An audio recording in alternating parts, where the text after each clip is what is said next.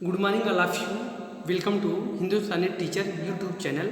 दोस्तों आज आपको हम डीलेड फोर्थ सेमेस्टर में सब्जेक्ट इंग्लिश में जो सेंटेंस है, सेंटेंस का भाग 2 पार्ट 2 लेकर आए हैं। पार्ट 1 हम पहले ही डिस्क्रिप्शन बॉक्स में आप देख सकते हैं लिंक खोलकर, तो भाग 1 पार्ट 1 वहाँ आपको आसानी से मिल जाएगा। उसी का आज हम पार्ट 2 लेकर आए हैं। सेंटेंस, जो सेंटेंस के अंतर्गत जैसा कि हम जानते थे sentence is a group of words, शब्दों के समूह को ही सेंटेंस कहते हैं, या छोटे वाक्य का दो शब्दों के दो या दो से अधिक शब्दों के दो या दो से अधिक मिलकर वर्ण मिलकर वो वाक्य बनाता है, या दो या दो से अधिक शब्दों मिलकर क्या बनाता है वाक्य, जिसका अर्थ क्या होता है, जिसका अर्थ निकलता है। उसी कड़ी में देखते हैं types of sentence as per function, यानी कार्य के आधार पर वाक्य के प्रकार। कार्य के आधार पर जो वाक्य के प्रकार होते हैं, या as per types of sentence जो होते हैं पर फंक्शन के अकॉर्डिंग, वह 3 टाइप्स होते हैं। 3 types of sentence as per function, 3 type के होते हैं, यानी जो सेंटेंस होता है उसके 3 भाग होते हैं उनके कार्य के आधार पर। तो आज हम देखते हैं कि उनके कार्य के आधार पर सेंटेंस के प्रकार पढ़ेंगे। तो चलिए देखते हैं सेंटेंस के प्रकार एज पर फंक्शन। तो जो कार्य के आधार पर 3 टाइप के सेंटेंस होते हैं। फर्स्ट आपका होता है सिंपल सेंटेंस। क्या होता है? Simple sentence. Simple sentence first जो हमारा है वो क्या है? Simple sentence. सेकंड आपका है कंपाउंड सेंटेंस। क्या है? Compound sentence. Compound sentence. और थर्ड हमारा है जो वो complex sentence. Complex sentence. Complex sentence. जो हमारा सिंपल सेंटेंस होता है उसे हम आसानी से या साधारण भाषा में साधारण वाक्य कहते हैं। सिंपल सेंटेंस, सिंपल सेंटेंस में हम देखते हैं कि इस प्रकार के वाक्य में केवल एक ही फिनिट वर्ब होते हैं। साधारणतः भाषा में हम कह सकते हैं कि इसमें केवल एक ही सब्जेक्ट तथा एक ही वर्ब होते हैं। सिंपल सेंटेंस में जो होते हैं एक ही फिनिट वर्ब का प्रयोग किया जाता है, तथा इसमें सामान्यतः एक ही वर्ब तथा एक ही सब्जेक्ट का प्रयोग किया जाता है।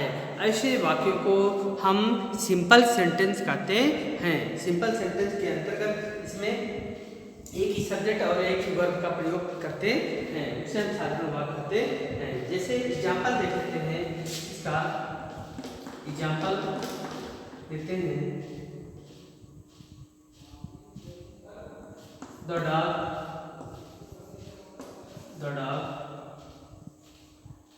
ran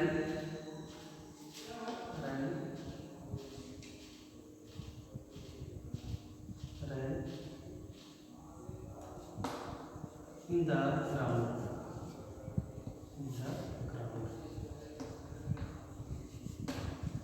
The dog ran in the ground. जो कुत्ता है वह मैदान में दौड़ा। मैदान में क्या हुआ? कुत्ता दौड़ा। यहाँ हम देख रहे हैं जो हमारा सब्जेक्ट है वो द डॉग हो गया, और वर्ब जो है हमारा रैन हो गया, और ये ऑब्जेक्ट है।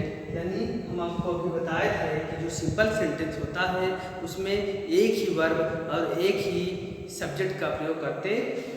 द डॉग हमारा एक ही सब्जेक्ट हो गया, रैन हमारा वर्ब हो गया। तो इस प्रकार यह सेंटेंस सिंपल सेंटेंस कहलाएगा। अब देखते हैं कि कंपाउंड सेंटेंस जो होते हैं, कंपाउंड यानी संयुक्त वाक्य। संयुक्त वाक्य कैसे होता है? अब ऐसा वाक्य इस प्रकार के वाक्य में 2 या अधिक कोऑर्डिनेट क्लॉज होते हैं। इस प्रकार के वाक्यों में 2 या अधिक कोऑर्डिनेट क्लॉज होते हैं। और कोऑर्डिनेट क्लॉज कहे हैं, कोऑर्डिनेट क्लॉज की बात कही जाए या कोऑर्डिनेट क्लॉज से तात्पर्य हमारा ऐसे वाक्यांश से होता है जो कि अपने में पूर्ण होता है, यानी जो कंपाउंड सेंटेंस होगा तो उसमें जो कोऑर्डिनेट क्लॉज का यूज होगा वह अपने में खुद पूर्ण होगा। तो ऐसे वाक्यों को हम कोऑर्डिनेट क्लॉज कहते हैं।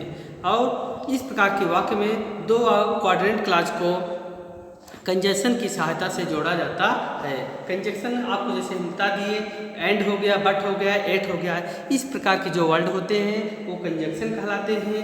और ऐसे वाक्य जिसमें कोऑर्डिनेट कंजक्शन आसानी से एक से दो हो उसे हम कंपाउंड सेंटेंस कहते हैं। अब एग्जाम्पल से इसको समझते हैं। जो हमारा एग्जाम्पल होता है वो होता है, देखते हैं, मिटा देते हैं।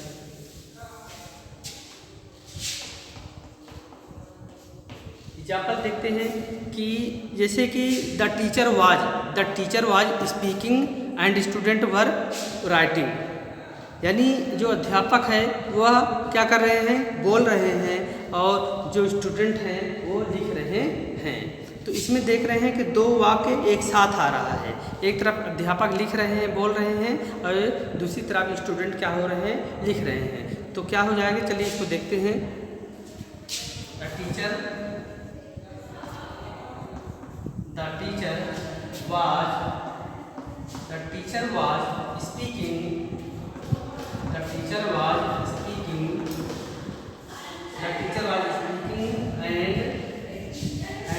The teacher was speaking and students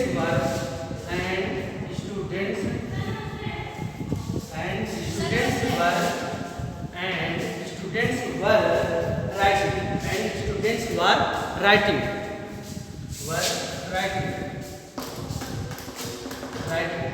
ये हम देख रहे हैं सेंटेंस में, the teacher was speaking and students were writing.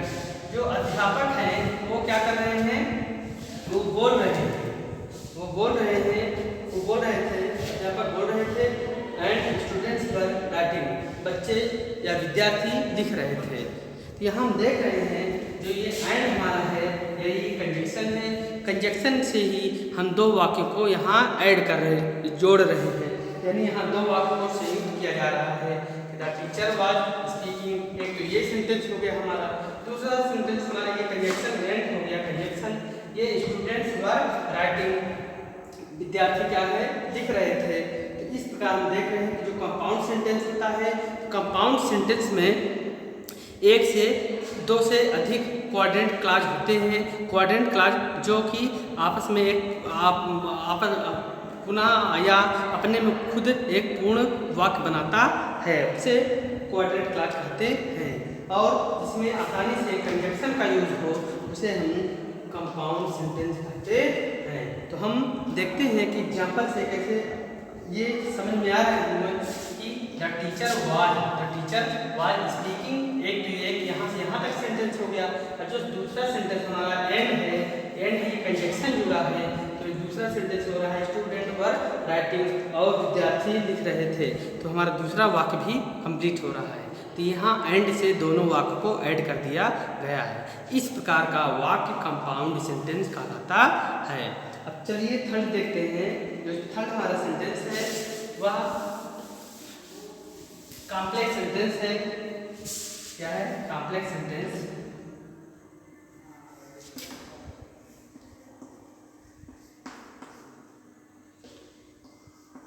Complex sentence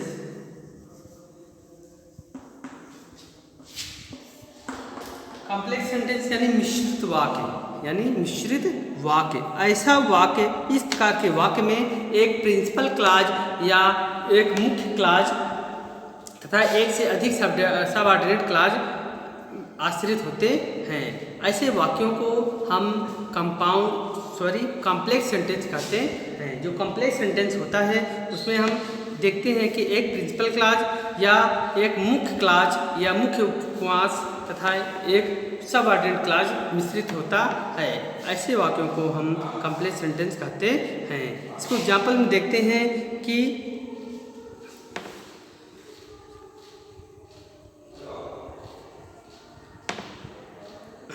जैसे एग्जाम्पल इसको देखते हैं हम, if you help me, example इसको समझते हैं। if you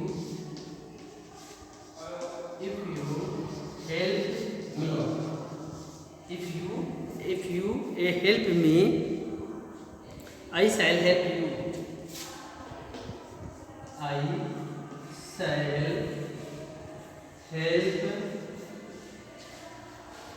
I shall help you too.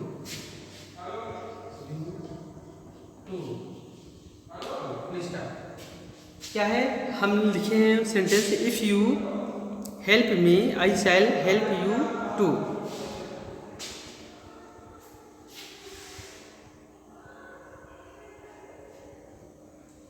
देखते हैं इफ़ यू हेल्प मी, यदि तुम हमारी सहायता करते हो। इफ़ यू हेल्प मी, यदि तुम हमारी सहायता करते हो। तो एक सेंटेंस तो ये आपका हो गया। दूसरा है I shall help you too. I shall help you too, मैं भी तुम्हारी मदद करूँगा, मैं भी तुम्हारी सहायता करूँगा। तो देखते हैं ये है इफ़ यू हेल्प मी हो गया, ये आपका क्या हो गया, ये प्रिंसिपल क्लॉज हो गया। और हमारा जो आई शैल हेल्प यू टू है ये आपका क्या है, ये आपका प्रिंसिपल क्लॉज है। तो इसमें देखते हैं कि इफ़ यू हेल्प मी, एक वाक्य ये हो गया कि यदि तुम ऐसा करोगे, यदि तुम हमारी सहायता करोगे तो मैं भी तुम्हारी सहायता करूँगा। यानी सहायता करना ही मेरा उद्देश्य है। तो ये है एक ही उद्देश्य, लेकिन वाक्य को निश्चित रूप से बोला जा रहा है कि तुम यदि ऐसा काम करोगे तो हम भी करेंगे। तो इन दोनों वाक्यों में, इस वाक्य में देख रहे हैं कि जो हमारा जो प्रिंसिपल क्लॉज है वह किस प्रकार सबऑर्डिनेट क्लॉज से ऐड होकर कॉम्प्लेक्स सेंटेंस का निर्माण करता है और उसका एक रूप से अर्थ यानी मीन्स निकालता है। तो दोस्तों आज आपको हम सेंटेंस का ये पार्ट 2 यही समाप्त करते हैं और अगले नेक्स्ट वीडियो में आपको कुछ नया लेकर आएंगे। हम आशा करते हैं कि हमारा वीडियो आपको पसंद आया होगा। आप कमेंट करना ना भूलें, कमेंट लिखते हैं तो हमें आत्मविश्वास, आत्मनिर्भरता हमको अधिक बढ़ जाती है।